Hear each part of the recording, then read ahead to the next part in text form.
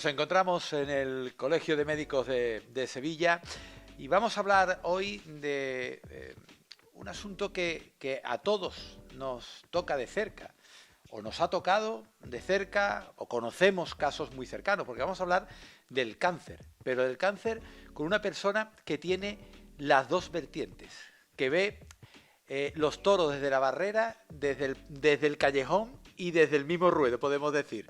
Porque la doctora Ana Casas es oncóloga, es paciente, es divulgadora, es directora del área de la Asociación de Pacientes del Colegio de Médicos de Sevilla, y con ella queremos abrir un poco y dar también esa imagen mucho más natural del cáncer, porque ya hablamos del cáncer sin miedos. Doctora, muy buenas tardes. Muy buenas tardes. Antes parecía un tabú, simplemente nombrar la palabra. Es que lo era un tabú porque era una palabra que tenía un estigma muy fuerte, una connotación de muerte, entonces no se podía hablar de cáncer. Es una palabra innombrable. Se ocultaba y se ocultaba por el miedo a la muerte. Se ocultaba porque era una enfermedad sin solución, la persona estaba estigmatizada, quedaba fuera de todo, e incluso la propia familia lo ocultaba. Y lo que es peor, muchas veces, por este estigma, por este miedo, la propia familia hablaba por detrás de lo que tenía el paciente y era como, es una cosa que se llama conspiración del silencio, que es que todo el mundo está hablando por detrás de lo que tú tienes, de lo que el paciente tiene, sin decirte nada y haciendo parecer que todo sigue igual, que todo es normal y que no tienes nada, cuando el paciente está sufriendo algo que realmente es importante y que generalmente lo sabe, aunque incluso no se atreve a nombrarlo porque está metido en esa conspiración en la cual nadie habla de lo que es, y entonces se sufre o se sufría muchísimo más. Afortunadamente, hoy ya eso no existe, no es así. Y además, para trabajar contra una enfermedad, porque a mí no me gusta la palabra de luchar, me gusta más trabajar, ser optimistas y buscar palabras mucho más optimistas a la hora de tener que afrontar una realidad como esta. Todas las herramientas, todas las que tengamos a nuestro alcance son necesarias, y la humana, la naturalidad, el sentirse arropado, comprendido, es quizás un arma o quizás una herramienta, mejor dicho, que no está en la posología, no se receta, pero que tiene mucho más, tanto por ciento de positivismo a la hora de salir adelante de lo que nos podemos imaginar. Sí, claro, es que hay que pensar que la humanidad y la medicina siempre han tenido que ir juntas, siempre van juntas, de hecho. Lo que pasa es que a veces con la tecnología se pierde esa faceta humanitaria que tiene la medicina. En el campo de la oncología ha progresado muchísimo, está mucho más tecnificada, los diagnósticos son mucho más precisos, los tratamientos son también mucho más precisos, la subespecialización dentro del área de la oncología es muy, muy grande, y se corre el riesgo de quedarse muy tecnificado y perder esa faceta humana. Digo oncología como pueden ser otras áreas de la medicina en las que pasa lo mismo.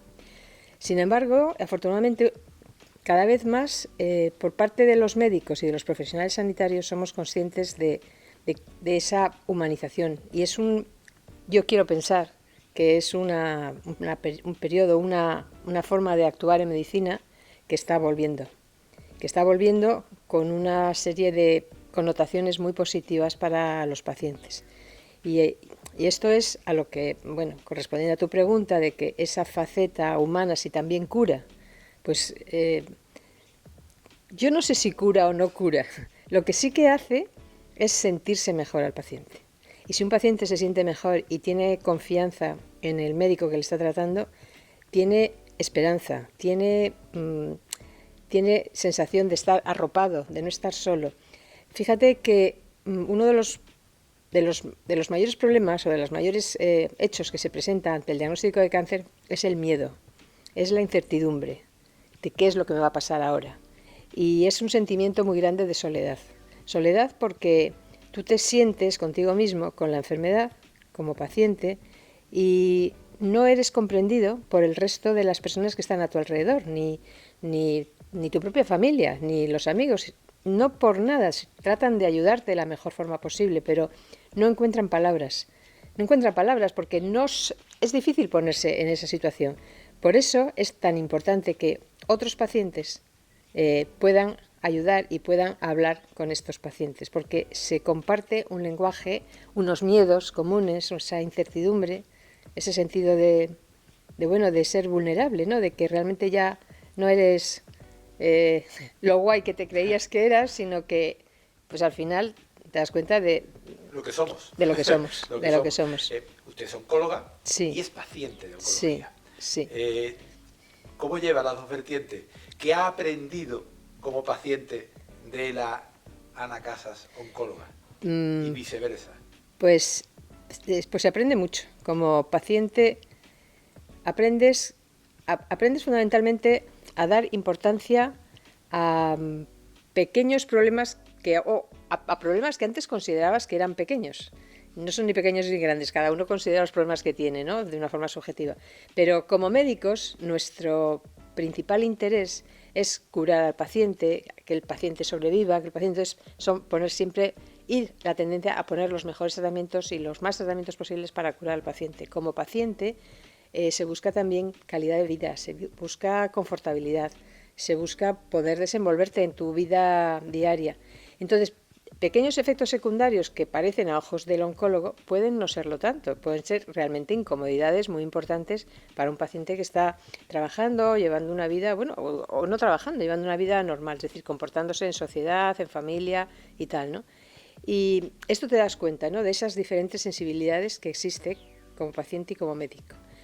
Eso por una parte. Y por otra parte, algo que es muy importante y es que te das cuenta de la asimetría que existe entre un paciente y un médico, o entre un paciente y los profesionales, todo el equipo de profesionales y el propio sistema sanitario. Es decir, cuando un paciente entra con un diagnóstico que te hace sentir tan vulnerable y tan mal y con tanta incertidumbre, estás en una situación de inferioridad moral muy grande respecto a ese equipo que te está tratando, ¿no? Y esa asimetría moral y esa falta de información es algo de lo que eres consciente cuando eres médico, y como médico sabes todas esas cosas y te das cuenta de que los pacientes están viniendo con lo mismo que tú tienes y no lo saben. Entonces, yo realmente me sentí muy afortunada porque, entre comillas, claro, porque me estaba tratando en el mismo sitio donde estaba trabajando con el equipo de compañeros con los que trabajaba, y bueno, pues claro, era algo que seguía siendo normal. Doctora, todo esto que estamos hablando de pacientes oncológicos, pero se puede abrir a cualquier tipo de pacientes, evidentemente, de cualquier otro tipo de enfermedades, porque ustedes en la Asociación de Pacientes del Colegio de Médicos atendéis a todas y cada una de estas asociaciones. Sí, por supuesto. Desde el Colegio de Médicos hemos celebrado unas jornadas para pacientes desde la Dirección General de Asociaciones de Pacientes del RICOMS, en la cual han participado muchas asociaciones de aquí de Sevilla y de otros lugares de Andalucía, en las cuales se han expresado cuáles son sus puntos de vista en relación al colectivo de pacientes que representan, no necesariamente oncológicos, cuál ha sido su inicio, su desarrollo, sus objetivos, y desde el Colegio de Médicos lo que se ha pretendido con estas jornadas es apoyar a las asociaciones de pacientes. Se ha renovado un convenio marco de asociaciones de pacientes que se irán firmando con las características luego de cada una de las pacientes. ¿Qué es lo que se persigue y por qué hace esto el Colegio de Médicos?